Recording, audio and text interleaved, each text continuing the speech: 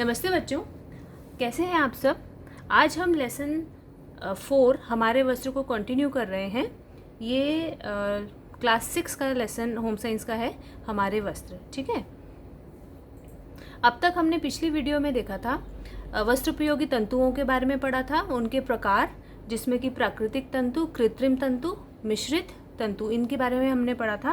और सूती वस्त्रों के बारे में हमने डिटेल में पढ़ा था। और आज हम पढ़ेंगे ऊनी वस्त्रों के बारे में, उनकी विशेषताएं, रेशमी कपड़ों के बारे में, रेशम की विशेषताएं, कृत्रिम तंतुओं के बारे में और उनकी विशेषताएं। ऊनी वस्त्र। ऊन एक प्राकृतिक तंतु है जो हमें जीव जंतुओं जैसे भेड़, अंगोरा बकरी, खरगोश, ऊंट, यॉक आदि से प्राप्त होता है। और सबसे अच्छा साधन ऊन का है मेरिनो भेड़। तो आप इन चित्रों में देखोगे कितने सारे एनिमल्स हैं जिससे हमें ऊनी वस्त्र मिलते हैं, ऊनी तंतु मिलता है। हम इसको कैसे करते हैं, जैसे जब भेड़ के बाल होते हैं ना, उनको उतार लिया जाता है, शेयरिंग कहते हैं उसको। ठीक है, और फिर उसको वॉश करते हैं, वॉश करके उसके कीड़े वगैरह, उसकी गंदगी निकल जाती है। उसके बाद उसके कई बार उसको कलर कर दिया जाता है और फिर उसका धागा बनाया जाता है। नहीं तो पहले धागा बना लेते हैं मशीनों में डालकर और फिर उसको कलर कर दिया जाता है और फिर उसको उससे स्वेटर्स बनाए जाते हैं। ऊनी तंतुओं की विशेषताएं क्या हैं? ऊन के तंतु की लंबाई 3.5 सेंटीमीटर से 35 सेंटीमीटर तक होती है। इसका अर्थ ये हुआ कि जो इन जानवरों के, जो हम वैरायटी ऑफ एनिमल्स हमने जिनके बारे में पढ़ा है, उनके हेयर की लेंथ बेटा 3.5 सेंटीमीटर से लेकर 35 सेंटीमीटर तक होती है। और जितने ज़्यादा लंबे तंतु होंगे, जैसे 35 सेंटीमीटर तक के जो तंतु हैं, जो इतने लंबे हैं, वो बढ़िया माने जाते हैं। और जो कम सेंटीमीटर है, जो कम लंबे तंतु हैं, उनको हम घटिया ऊन मानते हैं। ठीक है, तो जो लंबे तंतु हैं उनसे स्वेटर्स बनाए जाते हैं या और अन्य कपड़े बनाए जाते हैं उनके अच्छी क्वालिटी के। और जो घटिया ऊन है, जो छोटे तंतुओं से बनी है, उससे हम गलीचे, पायदान, ये सब बनाते हैं। ठीक है, अब ऊन का एक बहुत अच्छा गुण होता है लचक।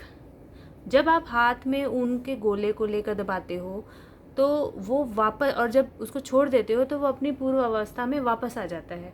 इसका क्या फ़ायदा है? जब हम उसका स्वेटर बनाते हैं तो जो ऊनी वस्त्र है वो अपना आकार बनाए रखते हैं और इसीलिए अधिक टिकाऊ हो जाते हैं। ठीक है,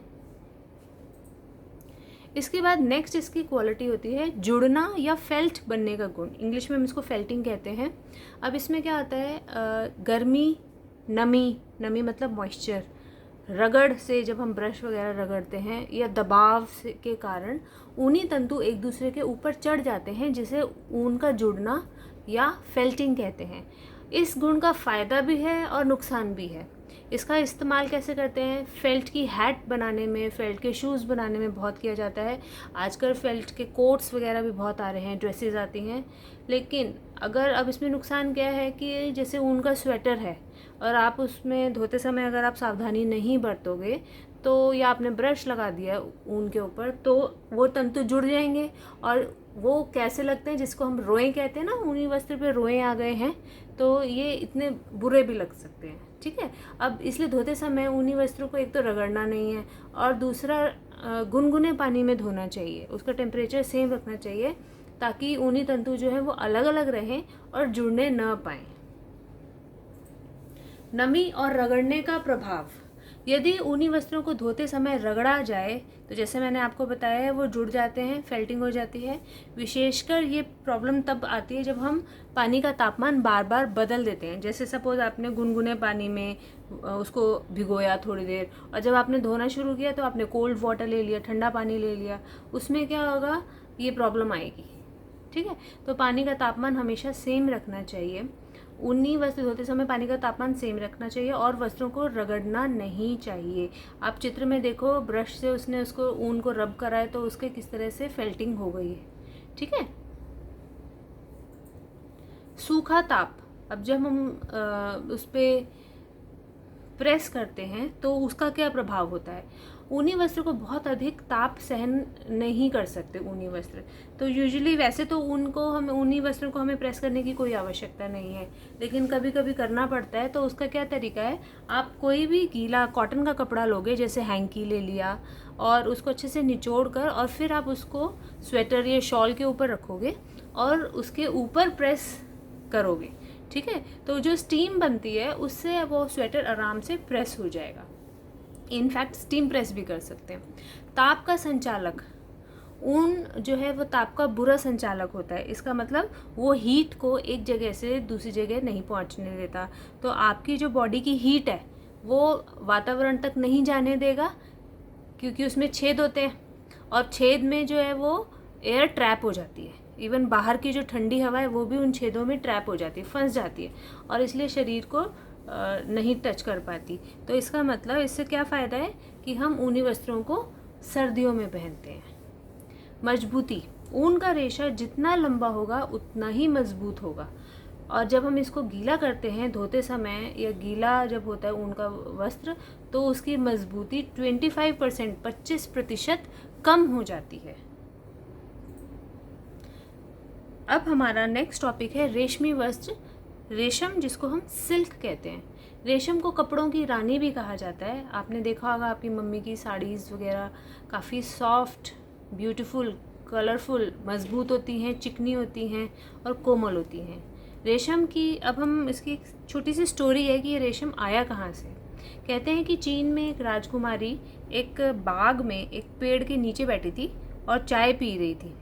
तो उसको पता चला, उसको लगा कि उसके कप में ना पेड़ में से कुछ नीचे गिरा है। तो जब उसने कप में से वो चीज़ निकाली तो उसने उसको धागा जैसा निकला उसके अंदर से, ठीक है। लंबे लंबे धागे, मजबूत धागे निकाले जा सकते थे उसमें से जब उसने वो चीज़ निकाली बाहर। तो तभी वो जो धागे थे वो सिल्क के ही धागे थे।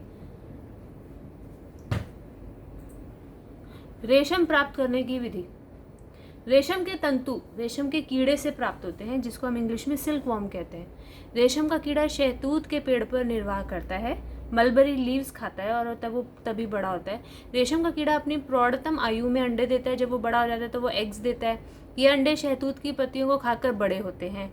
कुछ दिनों में ये अपने सिर से 2 लेसदार द्रव्य निकालते हैं, लिक्विड टाइप कुछ निकालते हैं अपने हेड से वो, और इन दोनों द्रव्यों को जो रेशम का कीड़ा है वो अपने ऊपर ही लपेट लेता है और एक खोल सा तैयार कर लेता है और उसके अंदर घुस जाता है। इसी खोल को हम रेशम का कोया या इंग्लिश में कोकून कहते हैं। तो आप देख रहे हो फर्स्ट पिक्चर में आप देखो कि वो मलबरी लीव्स खा रहा है, और थर्ड पिक्चर में आप देखो कि ये इस तरह के कोकून्स हो जाते हैं, उसके अंदर घुस गया है कीड़ा। अब रेशम बनाने के लिए क्या करते हैं, इन कोयों को या इन कोकून्स को इकट्ठा कर लेते हैं और भाप से क्या होता है, भाप देते हैं इनको ना, भाप में रख देते हैं। भाप से, स्टीम से क्या होता है, इनके अंदर के कीड़े जो मर जाते हैं, और जो ऊपर का जो धागा था, लेसदार द्रव्य, उसको चरखी की सहायता से उसके ऊपर उन धागों को लपेट लिया जाता है, और इस तरह से वो सिल्क का थ्रेड हमें मिल गया। और इन तंतुओं से फिर रेशम के वस्त्र तैयार किए जाते हैं, ठीक है। उनकी डाइंग, प्रिंटिंग होती है, फिर उसको और कलर्स दिए जाते हैं। अब रेशम की विशेषताएं। रगड़ने से क्या होगा, रगड़ने से उसकी चमक खत्म हो जाएगी, क्योंकि उसके जो तंतु होते हैं वो कोमल होते हैं, और अधिक रगड़ने से उनकी चमक, शाइन जो है वो चली जाती है, इसलिए धोते समय इनको रगड़ना नहीं चाहिए। नमी का प्रभाव, मॉइस्चर का क्या होता है, रेशमी तंतुओं पर नमी का ऐसा कोई बुरा प्रभाव नहीं पड़ता, ना तो ये सिकुड़ते हैं और ना ही ये फैलते हैं पानी में। लेकिन एक प्रॉब्लम आती है, कई बार क्या होता है, इस पर पानी के धब्बे पड़ जाते हैं। तो इस चीज़ का हमें बहुत ध्यान रखना है जब भी आप कपड़े को, रेशमी कपड़ों को धोते हो, और जब वो आधा सूख जाता है, मतलब पूरी तरह से सूखा ना हो, सीला सीला हो, तभी उसको उतार लेना चाहिए तार पे से, और उसको तभी प्रेस कर लेना चाहिए। नहीं तो अगर आप उस पर प्रेस करने के लिए पानी के छींटे मारोगे तो वो उन पानी की छींटों का ही निशान उस कपड़े पे आ जाएगा। तो ये एक थोड़ी सी प्रॉब्लम आती है। अदरवाइज जो रेशमी तंतु है वो नमी से ना तो वो फैलता है, ना वो सिकुड़ता है। प्रेस से इस पर क्या होता है, प्रेस से भी इसके तंतु जो हैं ज़्यादा तेज़ गर्म प्रेस होगी तो इससे रेशम के तंतु जो हैं वो ख़राब हो जाते हैं। प्रेस पे आपने देखा होगा अलग अलग वो बने होते हैं, मार्किंग होती है, तो सिल्क पे कर ही उसको, सिल्क वाली मार्किंग पे लाकर ही उसको प्रेस करनी चाहिए। अगर वाइट सिल्क है और अगर आप उस पर अधिक गर्म प्रेस करोगे तो वो पीला हो जाएगा, येलोइश हो जाएगा। ताप का संचालक, रेशम भी ताप का अच्छा संचालक नहीं है, इसलिए इसे गर्मी में नहीं पहन सकते। ये बॉडी हीट को बाहर नहीं निकलने देता, इसलिए इसको सर्दियों में पहनना चाहिए। अब सोडे का कैसा प्रभाव रहता है? ज़्यादातर कास्टिक सोडा या साबुन, जो नॉर्मल साबुन होते हैं उन सब में कास्टिक सोडा होता है और इससे रेशम के तंतु जो हैं वो नष्ट हो जाते हैं, टूट जाते हैं, गल जाते हैं। इसलिए हमें क्या करना है, इसमें इनको सोडे से नहीं धोना चाहिए। इसके लिए स्पेशल डिटर्जेंट्स आते हैं, लिक्विड्स आते हैं, जैसे जेंटील है, इजी है, सेफ वॉश है। इन सब से जो है सिल्क के कपड़ों को और इवन ऊनी कपड़ों को भी धो सकते हैं, क्योंकि उनको कास्टिक सोडा की ज़रूरत नहीं होती। अब नेक्स्ट टॉपिक हमारा है कृत्रिम तंतु, जिसको हम इंग्लिश में सिंथेटिक फाइबर्स कहते हैं। कृत्रिम तंतु कैसे बनाए जाते हैं? कृत्रिम तंतुओं में कुछ भी प्राकृतिक नहीं होता।